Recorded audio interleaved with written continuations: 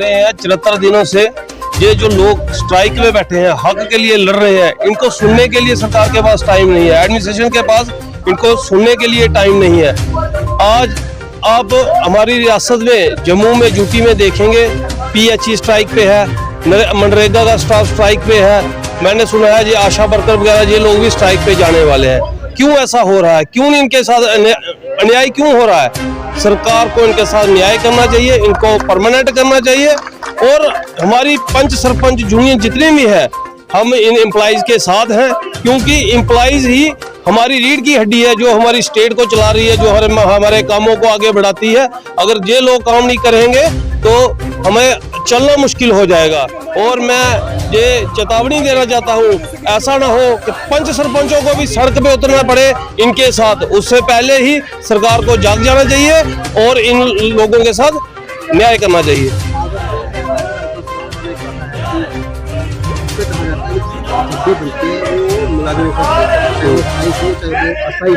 तो क्या जो 25 लाख वोटर की बात की जा रही है, तो उनको देख के लगता है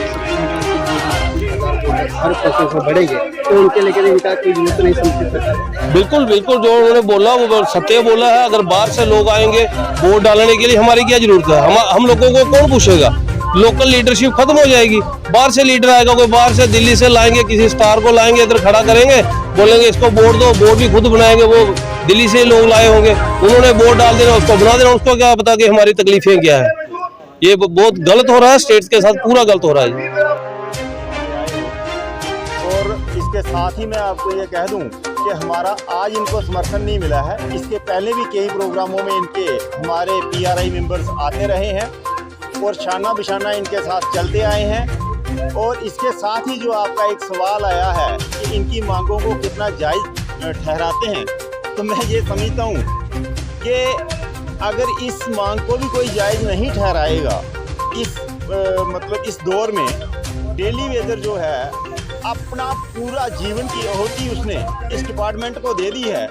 और मैं देखता हूं कि कई बार जो इधर से जो इनके मुलाजिम हैं रिटायर होकर जब उनको हार डाला जाता है और घर में जाते हैं और उनकी आंखों में आंसू होते हैं, तो मैं ये बड़ी शर्म की बात समझता हूं सरकार के लिए कि ये जो सरकार कहती है कि ये पिछली सरकारों का पाप है, अगर ऐसा पाप करने का मौका हम लोगों को मिलेगा तो हम बार बार करेंगे।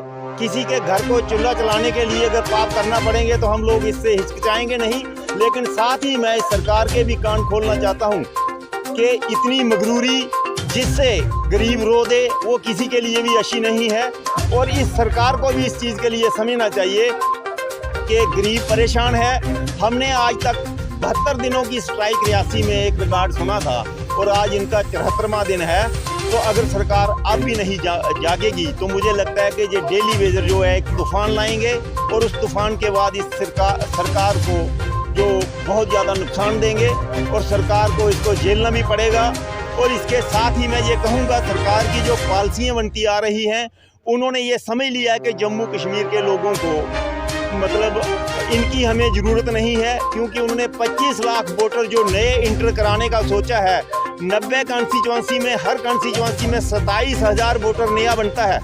जब 27,000 वोट वो वहाँ से ड्राफ्ट यहाँ पे कर रहे हैं, तो मैं समझता हूँ वो समझ रहे हैं कि इन गरीबों की उनको ज़रूरत नहीं है, लेकिन वो अंधेरे में है। आज नहीं तो कल उनको ये जायतियों का नतीजा भरना है, भुगतना है। इससे ज़्यादा मैं ना कहता हुआ यही कहूँगा कि सरकार को बाज आना चाहिए और इन गरीबों के साथ और इनकी फैमिलियों के साथ इंसाफ करना चाहिए। शुक्रिया, जय हिंद, जय भारत। मैं आपके चैनल का बहुत धन्यवाद करता हूँ कि आपने गरीब लोगों की आवाज़ उठाई। मेरा नाम सुखदेव सिंह सरपंच है, मैं पंचायत कहाली से हूँ और मैं इन डेली वेजर के समर्थन में आज जहाँ इनकी जो स्ट्राइक चल रही है 74वां दिन, तो इन्होंने हमें बुलाया, हम आए हैं। तो बड़ा दुख की बात है कि आज 74वां दिन और सरकार इनकी बात नहीं सुन रही है। मैं सरकार से ये विनती करूँगा कि सरकार को बड़ा सीरियस से इनका जो मसले को लेना चाहिए, क्योंकि सरकार ने समझना चाहिए अगर ये डेली वेजरों का इन्होंने ये काम नहीं किया तो सरकार ने इसका भारी नुकसान उठाना पड़ेगा, क्योंकि डेली वेजर ही जो हमारी पंचायतों में जो पानी का आज बंद है, तो हमारे पास ना तो कोई परमानेंट मुलाजिम है, तो इनकी वजह से हम बहुत परेशान हैं। जब भी हमें कोई फ़ोन आता है, हमें सरपंचों को आता है हमें पानी दो, हम कहाँ से दें? हम भी सरकार के आगे मांग रखेंगे, अगर आपने इनका काम नहीं किया, इनको रेगुलराइजेशन नहीं किया, तो इनका मसला हल नहीं किया, तो हम भी इनके साथ खड़े होंगे और इनका मसला जल्दी से जल्दी हल करना चाहिए।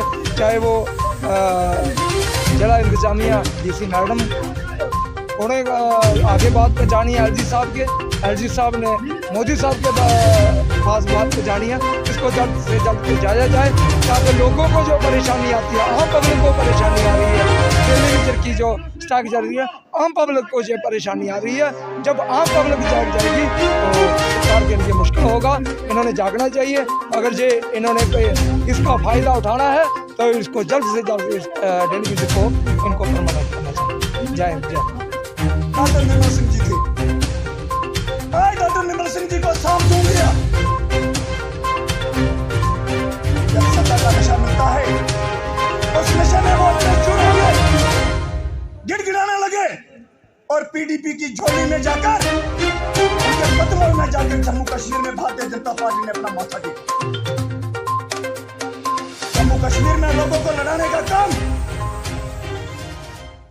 लोगों को तोड़ने का काम, लोगों को बांटने का काम जिन लोगों ने किया है, उन लोगों को आप भली भांति जानते हैं।